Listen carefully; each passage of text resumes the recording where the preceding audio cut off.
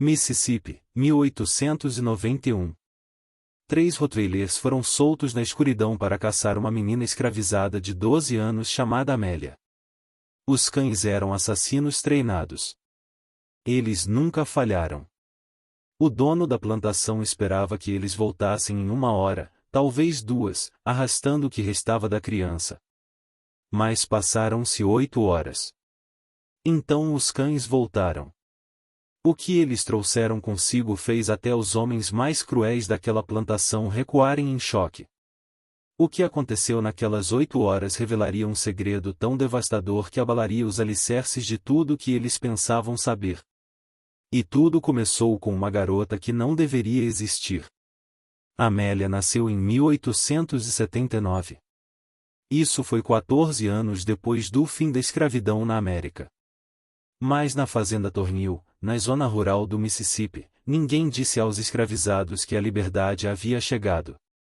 A plantação ficava no meio da mata, a quilômetros de qualquer cidade, escondida atrás de densas florestas e pântanos. O xerife mais próximo foi pago para fazer vista grossa.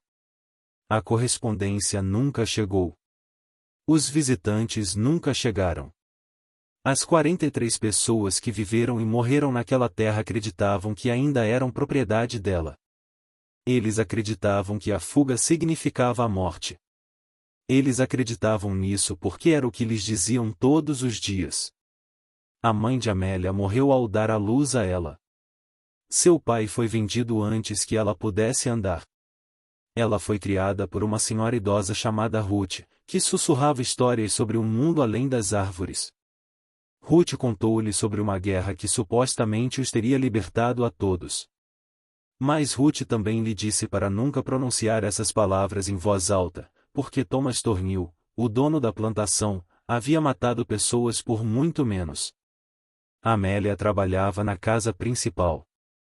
Ela esfregou o chão. Ela carregava a água.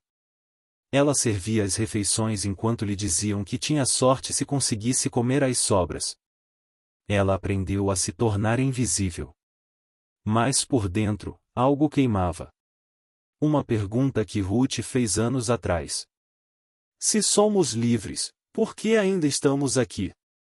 Na noite de 14 de outubro de 1891, Amélia fez uma escolha que mudaria tudo.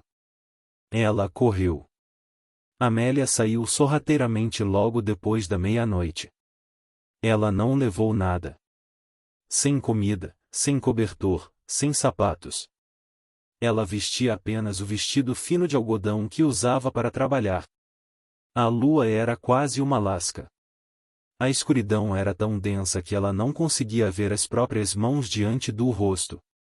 Mas mesmo assim ela fugiu. Ela fugiu porque ficar significava morrer lentamente e fugir significava talvez morrer rapidamente. Mas pelo menos significava ter uma escolha. Ela seguiu para o leste. Ruth havia lhe dito certa vez que o leste levava ao rio, e o rio levava a cidades onde os negros viviam livres. Ruth disse que eram 2 dias a pé se você soubesse o caminho. Amélia não sabia o caminho, mas correu. Atrás dela, de volta à plantação, uma das mulheres acordou para usar a latrina. Ela percebeu que o palete de Amélia estava vazio. Ela verificou a casa principal. Ela verificou a cozinha. Então ela fez o que o medo a obrigou a fazer. Ela acordou o supervisor. Seu nome era Cyrus Gunn. Ele era um homem que sorria enquanto magoava as pessoas. Ele vinha supervisionando a plantação de Thornhill há 9 anos. Ele já havia capturado fugitivos antes. Ele gostou. Cyrus caminhou lentamente até o canil. 3 Rottweilers estavam parados atrás do portão de ferro. Seus nomes eram Brutus, César e Nero. Cada um pesava mais de 45 quilos. Eles foram treinados desde filhotes para rastrear e atacar. Ciro os alimentava com carne crua e os mantinha com fome. Ele trouxe para eles o cobertor de Amélia, que estava sobre o catre. Os cães cheiraram. Seus olhos se fixaram no aroma. Ciro abriu o portão. Encontre-a, disse ele. Os cães dispararam para a noite. A Amélia os ouviu. Ela estava talvez a 1,5 km mata adentro quando os latidos começaram. Distantes a princípio, depois mais perto, e então tão perto que ela podia ouvir as patas deles martelando a terra. Ela correu mais rápido. Galhos rasgaram seu rosto e seus braços. Espinhos dilaceraram seus pés. Ela não conseguia ver para onde estava indo. Ela tropeçou em raízes e pedras, mas continuou se levantando. Os latidos ficaram mais altos. Ela chegou a um riacho. A água estava fria e a correnteza era forte. Ruth tinha lhe dito que a água podia disfarçar seu cheiro. Amélia pulou na água. A correnteza a arrastou o rio abaixo. Ela agarrou-se a uma rocha e se segurou. A água encharcou seu vestido e o deixou pesado. Ela permaneceu ali, com água até o peito, tremendo, escutando. Os latidos cessaram.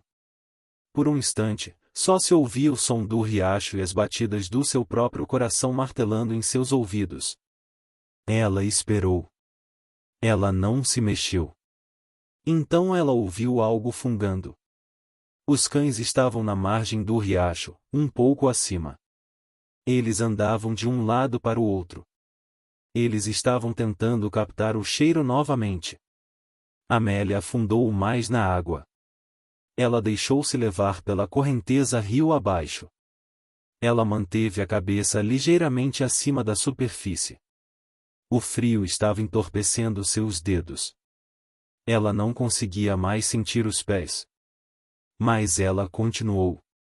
Os cães encontraram o rastro novamente. Eles caíram na correnteza. Eles estavam descendo o rio.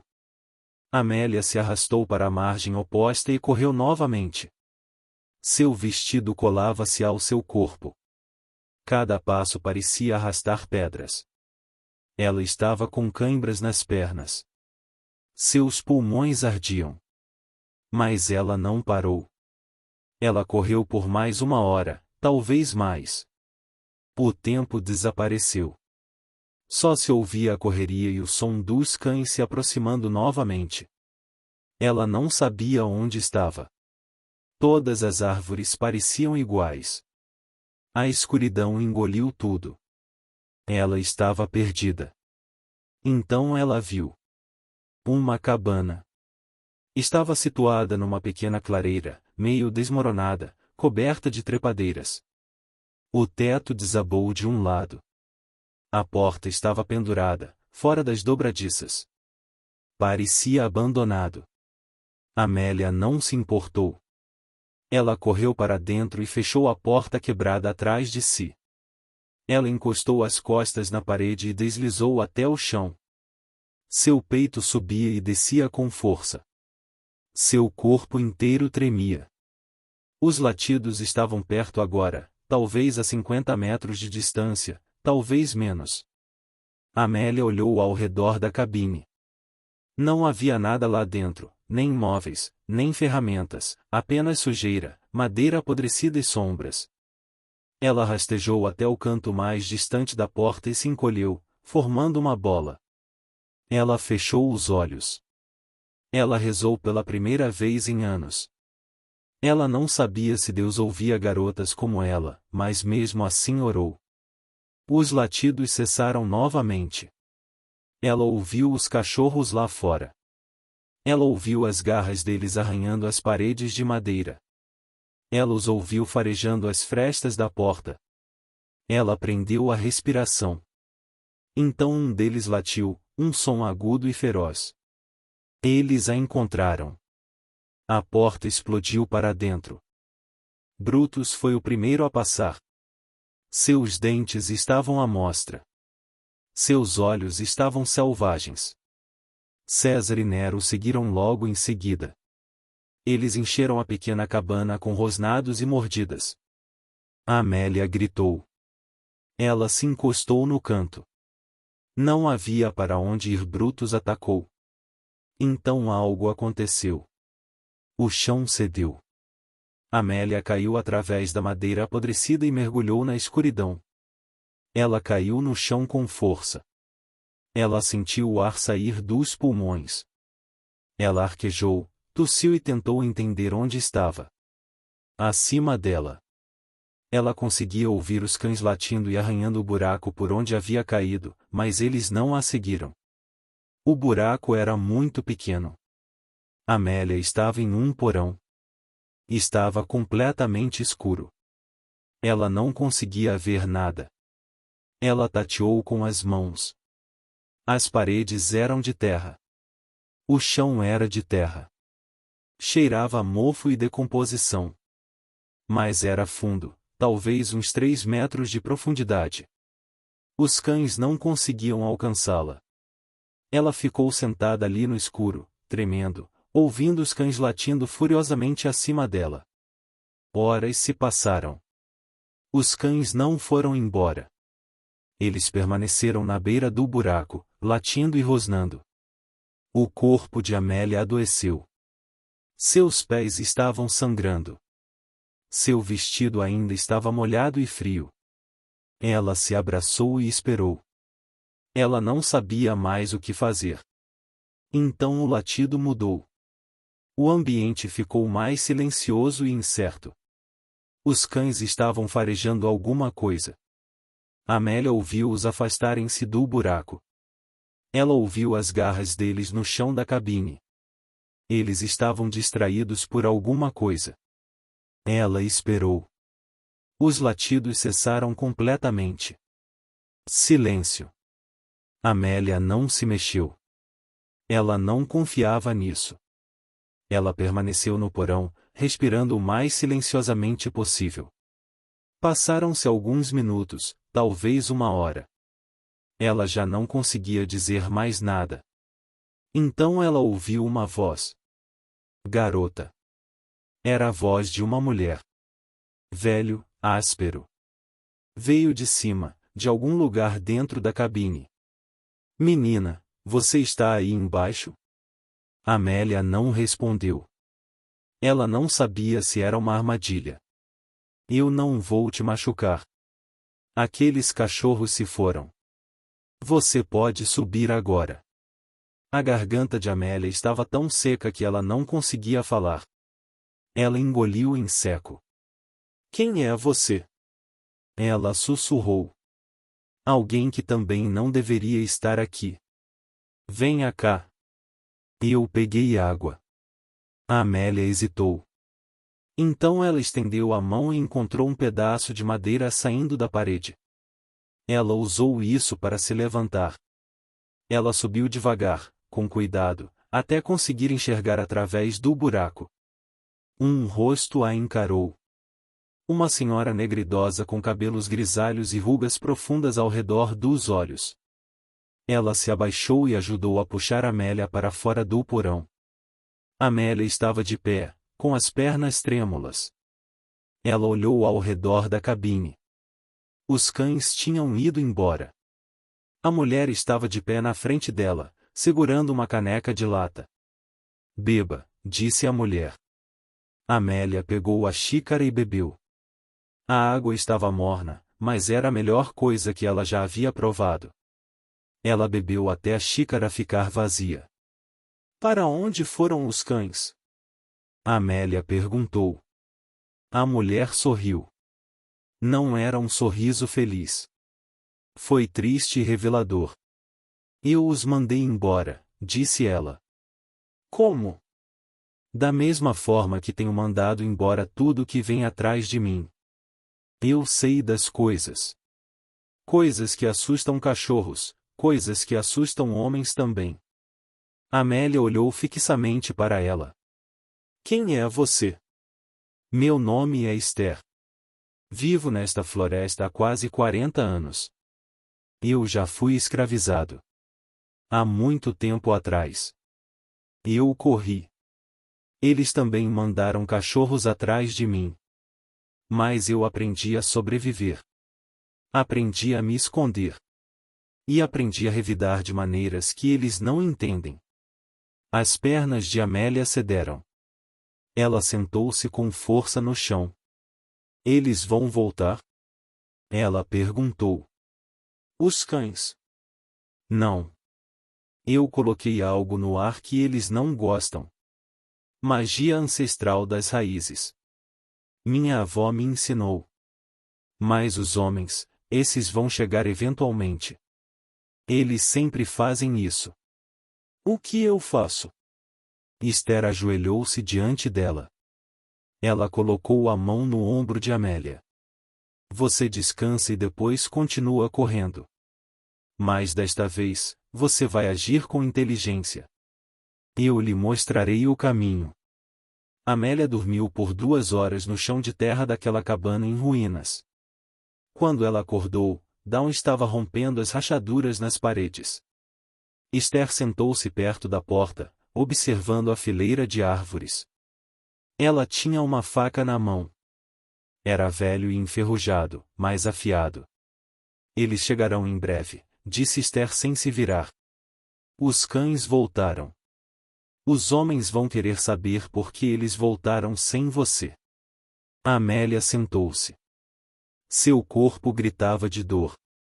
Todos os músculos estavam tensos. Seus pés estavam inchados e com crostas de sangue seco. Ela olhou para eles e sentiu as lágrimas vindo. Ela os empurrou de volta para baixo. Qual a distância até o rio? Amélia perguntou. 2 dias se você se apressar. 3 se não se apressar. Mas você não vai chegar ao rio. Amélia olhou para ela.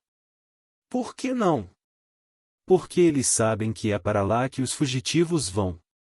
Eles terão homens esperando lá. Se você for para o rio, será pega. Ou pior. Então, para onde eu vou? Esther finalmente se virou para olhá-la. Seus olhos eram duros, mas não cruéis.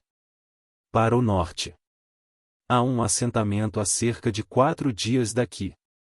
Negros livres. Eles não fazem perguntas. Não rejeitam ninguém. Mas o caminho é difícil. Pântano, jacarés, cobras. A maioria das pessoas não consegue chegar lá. A maioria das pessoas também não consegue chegar aqui, disse Amélia. Esther sorriu levemente. Você tem garra. Ótimo. Você vai precisar. Esther se levantou e caminhou até o canto da cabana. Ela moveu algumas tábuas soltas e tirou um pequeno saco. Dentro havia carne seca, um pedaço de pão duro e uma lata de água. Ela entregou a Amélia. Isso vai te sustentar por 2 dias, se você for cuidadosa. Depois disso, você terá que encontrar comida sozinha. Você sabe quais plantas são comestíveis. Amélia balançou a cabeça. Esther suspirou. Então você vai aprender rápido ou vai morrer de fome. Ela se ajoelhou ao lado de Amélia e começou a enrolar os pés dela com tiras de pano rasgadas de um cobertor velho. O pano era áspero, mas era melhor do que nada. Por que você está me ajudando? Perguntou Amélia. Esther não respondeu imediatamente. Ela amarrou o pano e se recostou. Porque alguém me ajudou uma vez.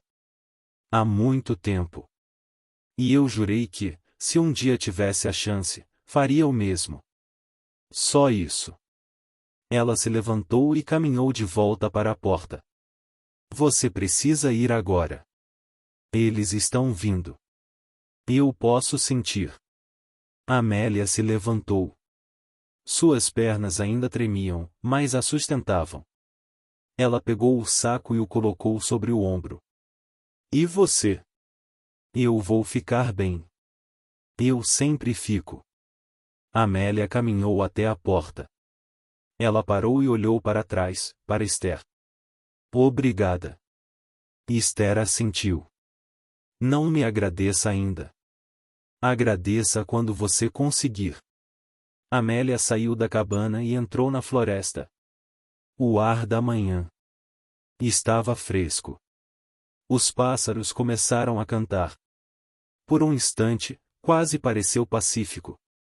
Então ela ouviu vozes. Vozes de homens. Estavam longe, mas se aproximando. Ela correu. Esther a observou desaparecer entre as árvores. Então ela se virou e voltou para a cabana.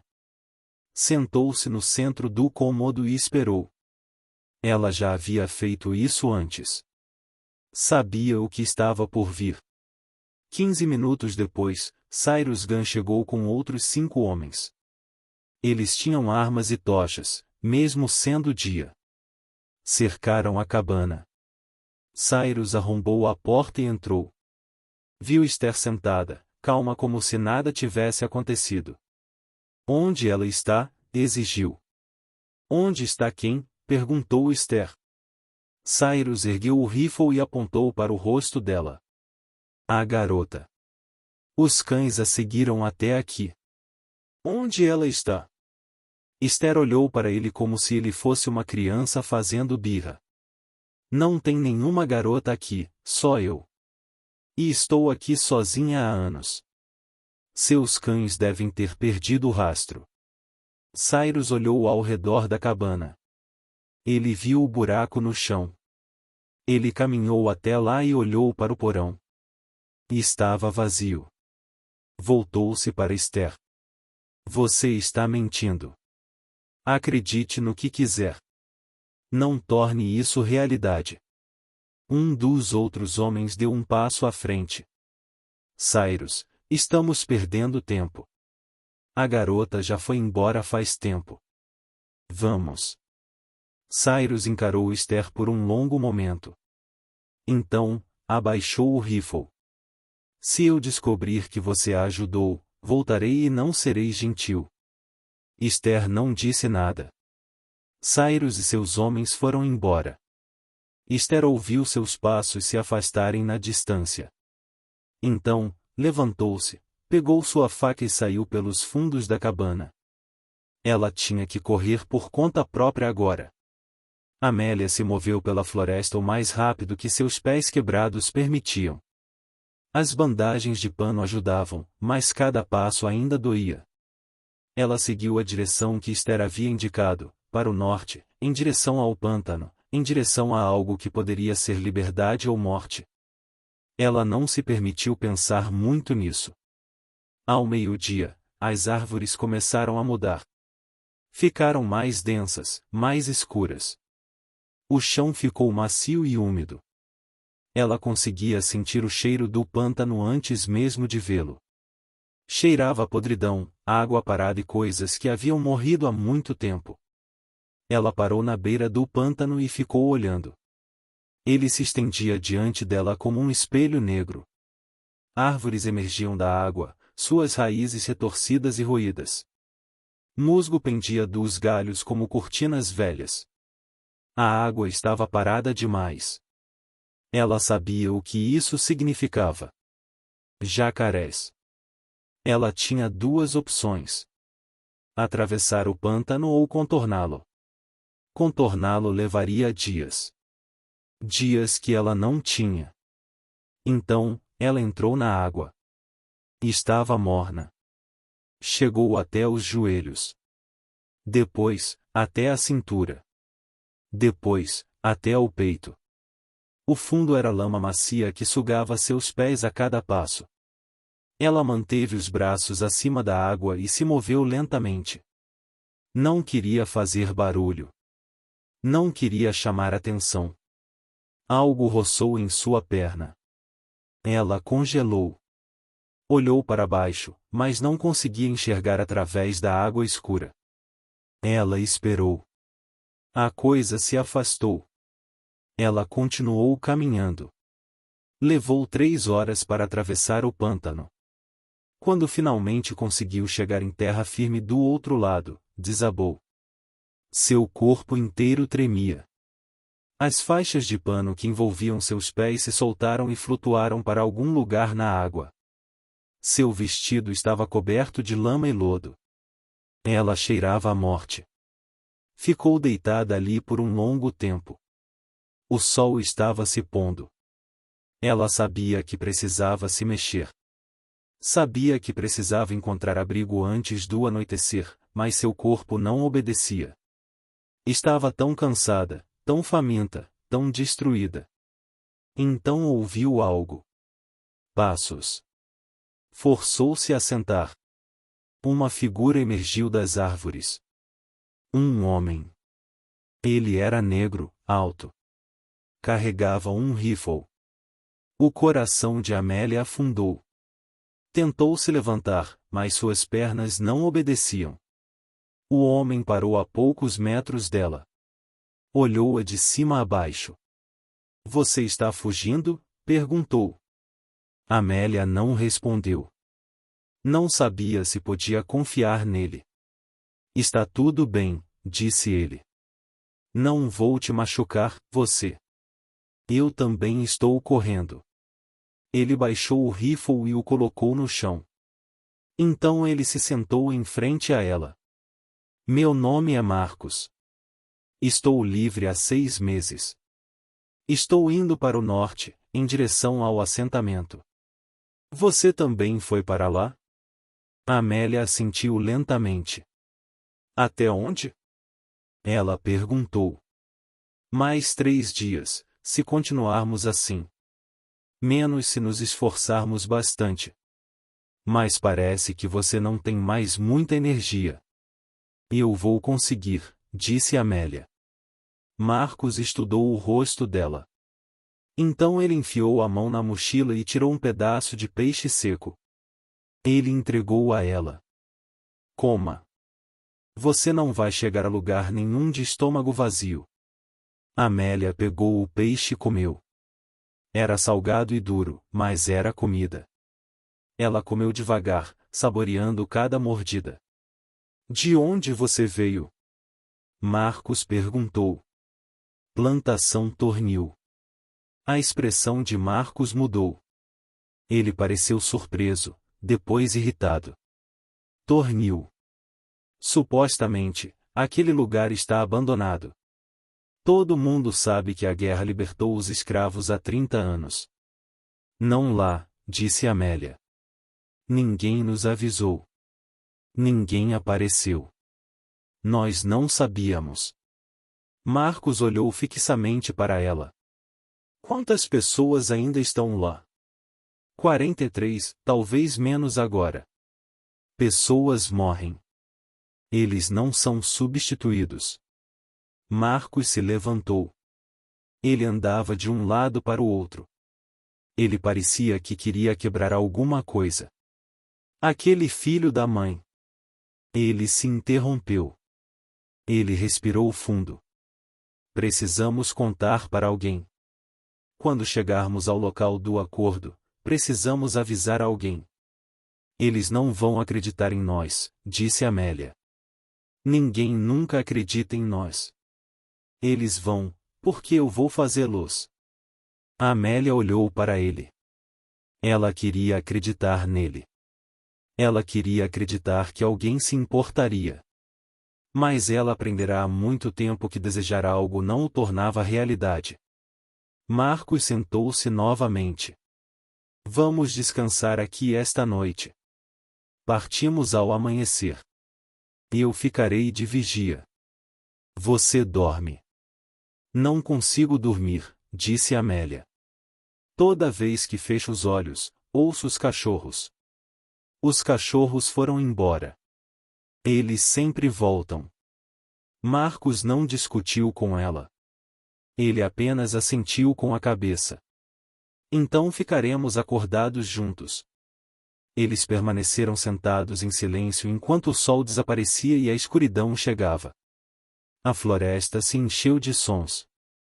Grilos, rãs, corujas, coisas farfalhando nos arbustos. Amélia sobressaltava-se a cada ruído. Marcos manteve a calma. Ele fazia isso há mais tempo que ela. Ele sabia quais sons importavam e quais não. Por volta da meia-noite, Marcos falou. Você tem família lá? Não, todos se foram. Mortos ou vendidos, não sei. Sinto muito. Não precisa se desculpar. Estou fora agora. É só isso que importa. Marcos olhou para ela. Você é forte. Mais forte do que a maioria das pessoas que conheci. Você vai conseguir. Você não sabe disso. Sei sim. Amélia não respondeu. Ela abraçou os joelhos e encarou a escuridão. Em algum lugar lá fora, Cyrus e seus homens a procuravam. Em algum lugar lá fora, os cães descansavam, esperando para serem soltos novamente. Em algum lugar lá fora, 42 pessoas ainda viviam acorrentadas, acreditando que era só isso que existia. Ela pensou em Ruth. Perguntou-se se Ruth sabia que ela havia fugido. Perguntou-se se Ruth estava orgulhosa ou apavorada, ou ambos. Perguntou-se se algum dia a veria novamente. Ela não se permitiu chorar.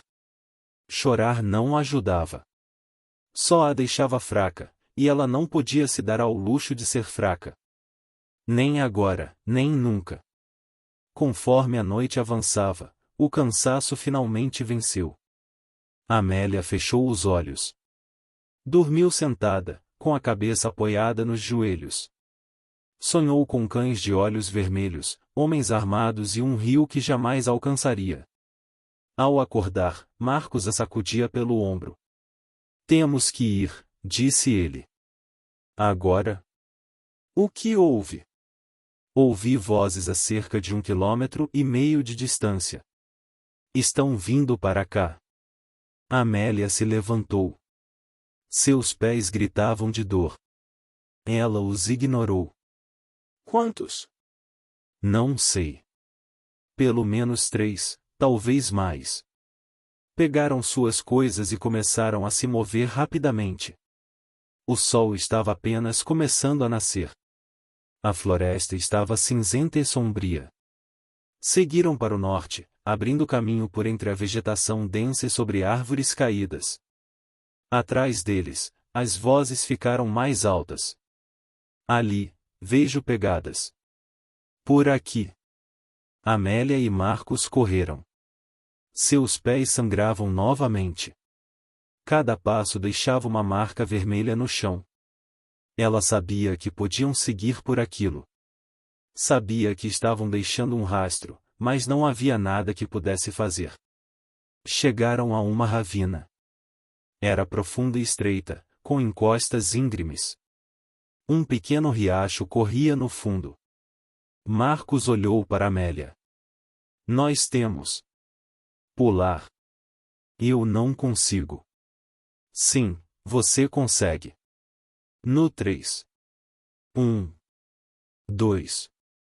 3. Eles pularam.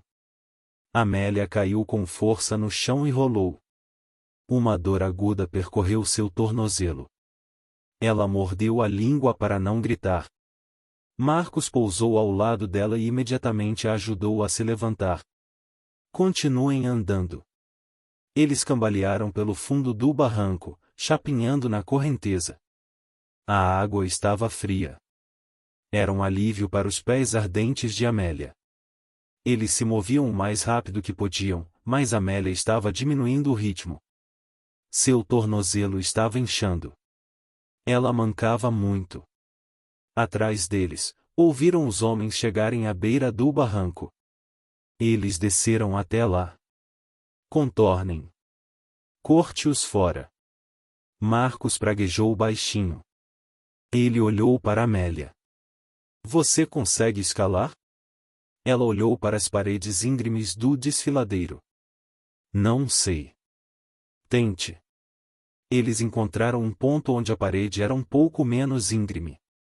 Marcos subiu primeiro e depois estendeu a mão para puxar Amélia para cima. Ela segurou a mão dele e tentou subir.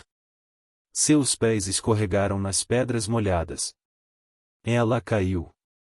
Tentou novamente. Desta vez, conseguiu chegar até a metade do caminho antes de seu tornozelo ceder. Ela caiu de novo. As vozes estavam ficando mais perto. Eu não consigo, disse Amélia. Vá sem mim. Não, você tem que ir. Conte-lhes sobre Tornil. Conte a eles o que está acontecendo. Faça-os ouvir. Marcos desceu de volta para o barranco. Ele agarrou Amélia pelos ombros. Eu não vou te deixar. Ou nós dois conseguimos, ou nenhum de nós consegue. Agora levante-se. Amélia olhou em seus olhos. Ela viu algo ali que não via há muito tempo. Determinação, esperança, fé. Ela se levantou. Marcos a ajudou a subir. Foi lento, doloroso, mas eles chegaram ao topo. Eles se ergueram sobre a borda e continuaram correndo. As vozes atrás deles estavam perto agora, tão perto que ela conseguia ouvir palavras individuais. Eu os vejo. Não os deixe escapar. Um tiro ecoou. A bala atingiu uma árvore perto da cabeça de Amélia. A casca explodiu. Ela se abaixou e continuou correndo. Outro tiro. Este errou o alvo. Eles estavam atirando às cegas, mirando em movimentos através das árvores. Então, eles romperam a linha das árvores. À frente deles havia uma clareira. E na clareira havia casas, casas de verdade, com fumaça saindo das chaminés. As pessoas estavam lá fora, trabalhando em jardins, estendendo roupa no varal. Elas pararam o que estavam fazendo e ficaram olhando. Amélia e Marcos cambalearam até a clareira. Atrás deles, os homens irromperam por entre as árvores, 3 ao todo. Avistaram o assentamento e pararam. Um deles ergueu o rifle. Aqueles 2 são fugitivos. São nossa propriedade. Um velho avançou da multidão. Era negro, com cabelos brancos e barba. Caminhava com uma bengala, mas sua voz era firme. Aqui não há propriedade, apenas pessoas livres. E vocês estão invadindo propriedade privada. Temos direito à nossa propriedade. Vocês têm o direito de ir embora agora mesmo, antes que eu pegue meu rifle. Mais pessoas avançaram. Homens e mulheres. Alguns carregavam ferramentas. Outros, armas. Formaram uma linha entre os 3 homens e Amélia e Marcos. Os 3 homens se entreolharam. Estavam em desvantagem numérica. Sabiam disso. Isso não acabou, disse um deles. Acabou sim, respondeu o velho. Os 3 homens recuaram lentamente. Então se viraram e desapareceram na mata. As pernas de Amélia finalmente cederam. Ela caiu no chão. Marcos ajoelhou-se ao lado dela. O velho caminhou até ela e olhou para baixo. De onde vocês são? Perguntou o velho. Da plantação Tornil, respondeu Marcos, e ainda tem mais 40 pessoas lá que precisam de ajuda. O rosto do velho endureceu. Tornil, aquele lugar deveria ter desaparecido. Não desapareceu, e eles continuam mantendo as pessoas escravizadas, fingindo que a guerra nunca aconteceu. Fingindo que a liberdade nunca chegou, murmurou a multidão. O velho olhou para Amélia. Essa garota é uma verdadeira guerreira. A Amélia assentiu. Ela não conseguia falar. Estava exausta demais, quebrada demais. O velho se virou para a multidão. Chamem o xerife. Chamem o delegado federal. Vamos acabar com isso hoje. 2 dias depois, Amélia estava sentada na varanda de uma pequena casa no assentamento. Seus pés estavam devidamente enfaixados agora. Uma mulher chamada Clara havia lavado seus ferimentos com água morna e sabão, aplicado pomada e os envolto em um pano branco limpo. Clara Ara também lhe dera um vestido novo, de algodão azul com pequenas flores amarelas. Era a primeira coisa nova que Amélia possuía.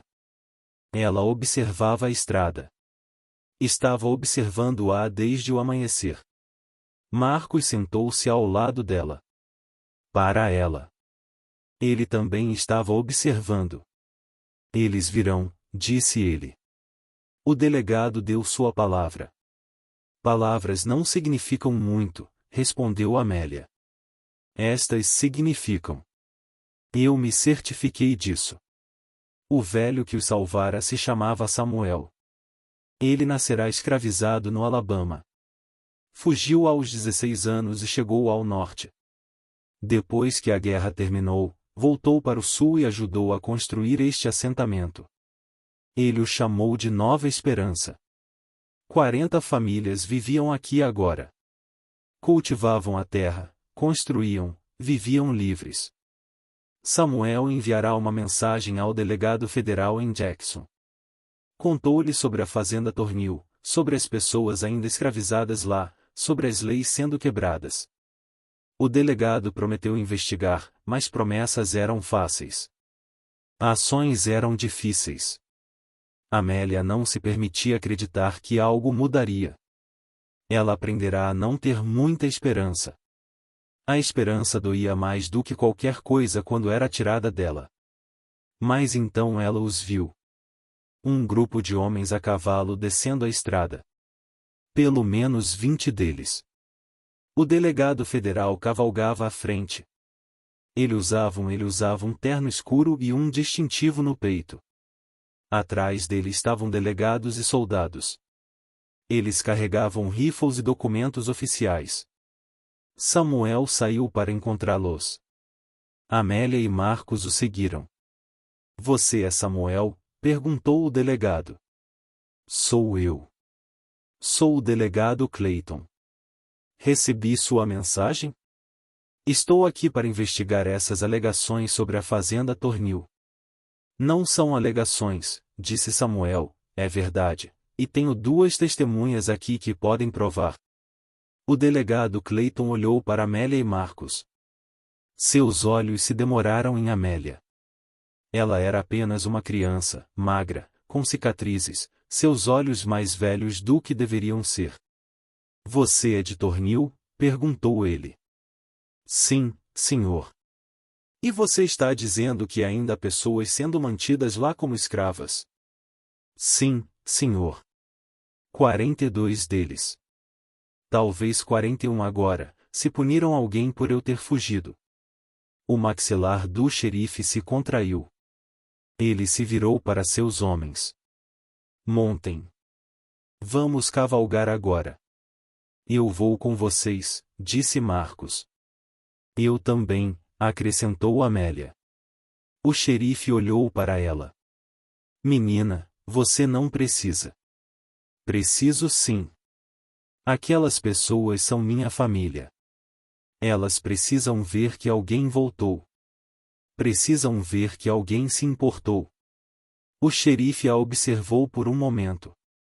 Então, assentiu. Tudo bem, mas você fique atrás de nós. Isso pode ficar feio. Deram cavalos para Amélia e Marcos. Amélia nunca tinha cavalgado antes, mas aprendeu rápido. O grupo cavalgou para o sul, em direção à fazenda Tornil. Levou quase o dia todo. Conforme se aproximavam, o coração de Amélia começou a disparar. Ela não sabia o que encontrariam. Não sabia se alguém ainda estava vivo. Chegaram à fazenda pouco antes do pôr do sol. O lugar era exatamente como ela se lembrava. A grande casa branca na colina, os pequenos barracos atrás dela, os campos se estendendo em todas as direções. A fumaça subia das chaminés. Ainda havia pessoas lá. O delegado Clayton levantou a mão. Todos pararam. Espalhem-se. Cerquem a propriedade. Ninguém sai até que eu diga. Os homens se posicionaram. O delegado cavalgou até a casa principal com 6 auxiliares atrás dele. Amélia e Marcos ficaram para trás, mas perto o suficiente para ver. Thomas Tornil saiu para a varanda. Era um homem grande, de rosto vermelho e cabelos grisalhos. Segurava um copo de uísque em uma das mãos. Olhou para o delegado e sorriu. Posso ajudá-los, senhores? Sou o delegado federal Clayton. Estou aqui para investigar denúncias de escravidão ilegal nesta propriedade. O sorriso de Tornil não se desfez. Não sei do que você está falando. Eu administro uma fazenda aqui. Meus trabalhadores são empregados remunerados. É para que você não se importe se eu falar com eles. De forma alguma. Mas você está perdendo seu tempo. O delegado desmontou e caminhou em direção aos barracos atrás da casa principal. Amélia o seguiu à distância. Seu coração batia tão forte que ela pensou aquilo poderia atravessar seu peito. As pessoas estavam se reunindo do lado de fora. Tinham ouvido os cavalos. Tinham visto os homens com armas e distintivos. Estavam em grupo, em silêncio, com medo. Amélia viu rostos familiares. Ruth estava lá. Parecia mais velha, mais magra, mais viva. Ruth viu Amélia e seus olhos se arregalaram. O delegado deu um passo à frente. Meu nome é delegado Clayton. Sou um agente federal. Preciso fazer algumas perguntas a vocês. Estão sendo mantidos aqui contra sua vontade? Ninguém respondeu. Olharam uns para os outros. Olharam para Tornil, parado na varanda. Olharam para Cyrus Gunn, que aparecerá de repente com seu rifle. Vocês podem ir embora quando quiserem, perguntou o delegado, ainda em silêncio. Vocês recebem pagamento pelo trabalho? Nada. Amélia não aguentou mais e deu um passo à frente. Eles estão com medo, disse em voz alta. Eles estão com medo porque, se disserem a verdade, serão punidos. Elas foram punidas a vida inteira por dizerem a verdade. Ela caminhou em direção ao grupo. Ruth estendeu a mão e segurou a dela. Amélia, sussurrou Ruth. Filha, o que você está fazendo?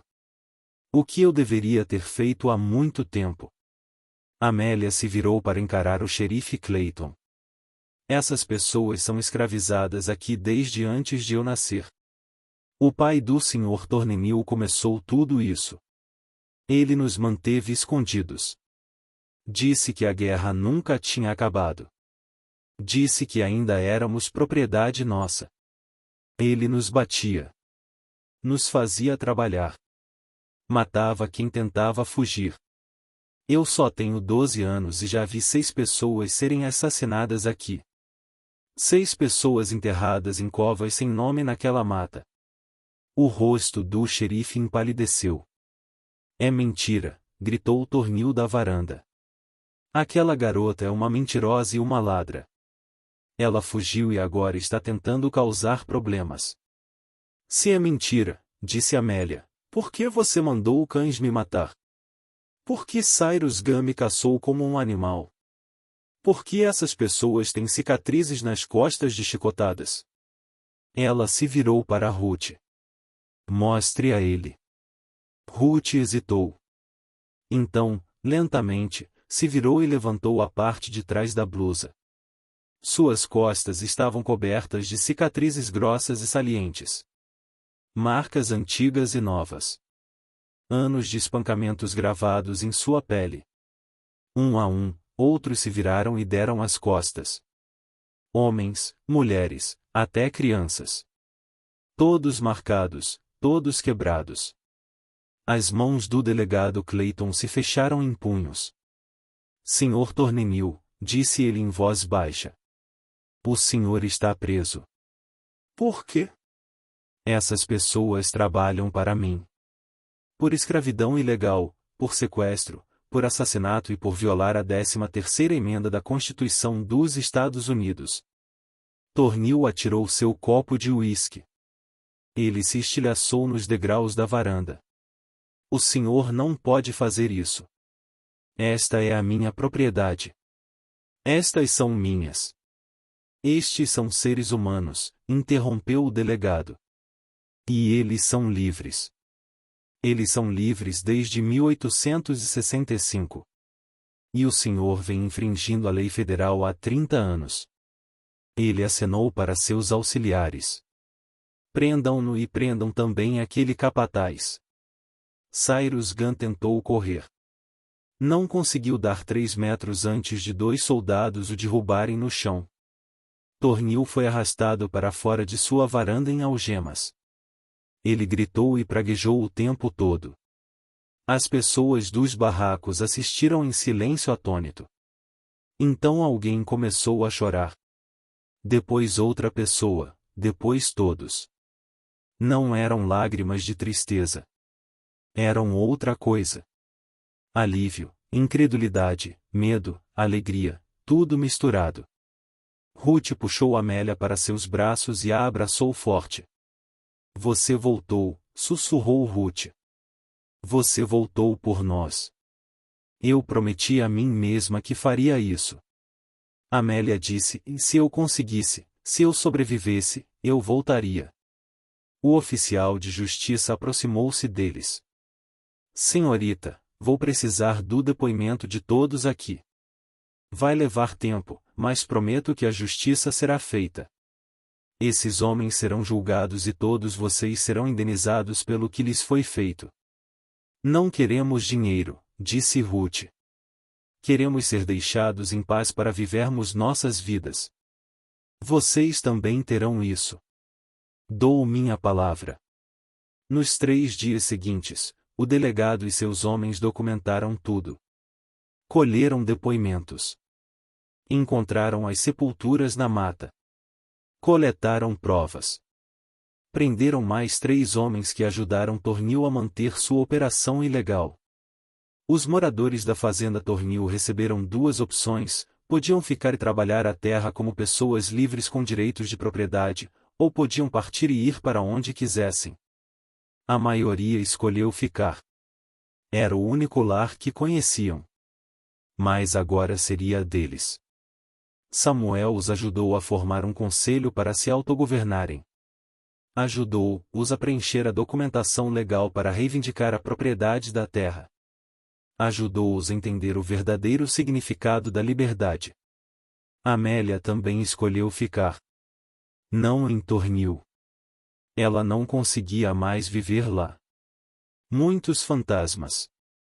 Muitas lembranças. Mas ela ficou em New Hope. Clara e seu marido a acolheram.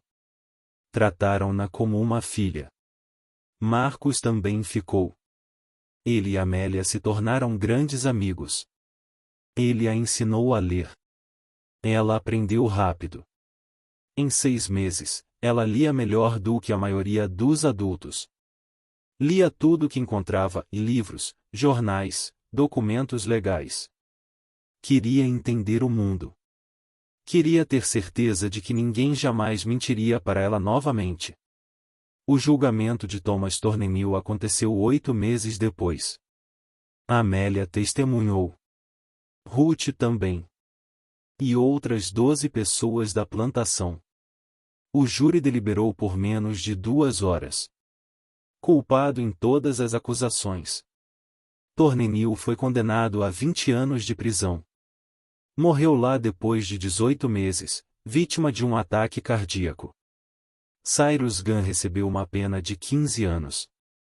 Cumpriu 12 antes de ser libertado. Desapareceu depois disso. Ninguém sabia para onde ele foi. Ninguém se importava. Os 3 Rottweilers nunca foram encontrados. Alguns diziam que eles vagavam soltos na floresta. Outros diziam que foram sacrificados. Amélia nunca perguntou.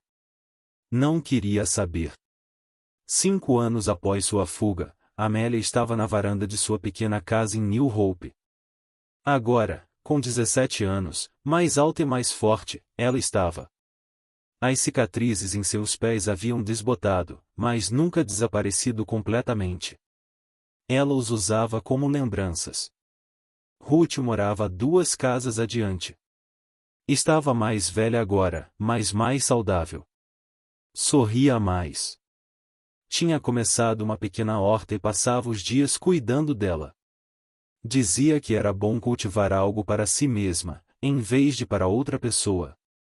Marcos havia se casado com uma mulher do assentamento. Tiveram um filho. Marcos trabalhava como carpinteiro e ajudava a construir novas casas à medida que mais pessoas chegavam. Uma nova esperança crescia. Amélia trabalhava como professora. Ensinava as crianças a ler e escrever. Ensinava-lhes seus direitos. Ensinava-lhes história. Certificava-se de que soubessem o que havia sido feito com seus avós e bisavós. Certificava-se de que soubessem o preço da liberdade. Certa noite, uma menina veio até ela depois da aula. Senhorita Amélia, disse a menina. É verdade que a senhora fugiu de cachorros? É verdade. Você estava com medo? Amélia se ajoelhou para olhar a menina nos olhos. Eu estava apavorada a cada segundo, mas mesmo assim corri. Quer saber por quê? A menina assentiu. Porque ter medo não significa que você não possa ser corajosa. Ter medo significa apenas que você ainda está viva. E enquanto você estiver viva, você pode escolher. Você pode escolher desistir ou pode escolher continuar. Eu escolhi continuar. E foi isso que fez toda a diferença. A menina sorriu e saiu correndo para se juntar aos amigos. Amélia a observou partir. Ela pensou naquela noite, 5 anos atrás, nos cães, na escuridão, no terror. Ela pensou na escolha que fez, a escolha que mudou tudo. Ela pensou nas 42 pessoas que finalmente estavam livres porque uma menina de 12 anos decidiu que preferia morrer correndo a viver acorrentada. Ela pensou em todas as pessoas que nunca saberiam seus nomes. Todas as pessoas que correram e não conseguiram. Todas as pessoas que morreram acreditando que a liberdade era apenas uma mentira. E ela fez uma promessa a si mesma. A mesma promessa que fazia todos os dias. De se lembrar para honrá-los, para garantir que seu sofrimento significasse algo, para garantir que nunca mais acontecesse. O sol se pôs sobre New Hope. Fumaça subia das chaminés. Crianças brincavam nas ruas. As pessoas sentavam em suas varandas, conversavam e riam. Não era perfeito.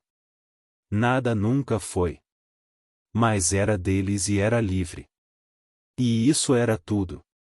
A liberdade não é dada. Ela é conquistada. É lutada. É ganha com sangue, dor e sacrifício. Mas uma vez que você a tem, uma vez que você realmente entende o que ela significa, você nunca pode voltar atrás. Você nunca pode desver a verdade. Você nunca pode esquecer que tem o direito de escolher seu próprio caminho. A maior arma contra a opressão não é a violência. É a recusa em aceitar a mentira. A recusa em acreditar que você é menos que humano. A recusa em aceitar que suas correntes são permanentes. Amélia tinha 12 anos quando aprendeu essa lição. Ela era pequena, frágil e estava com medo. Mas ela tinha algo que seus captores nunca poderiam tirar dela, a certeza de que merecia algo melhor e a coragem de agir de acordo com isso. Essa coragem salvou 43 vidas, incluindo a dela. E provou algo que os tiranos sempre temeram, que uma única pessoa, armada apenas com a verdade e a determinação, pode destruir um sistema construído sobre mentiras. Amélia correu para a escuridão, sem saber se sobreviveria. Mas correu em direção à luz, à liberdade, à esperança, e conseguiu. Não porque fosse especial, mas porque se recusou a aceitar que não era.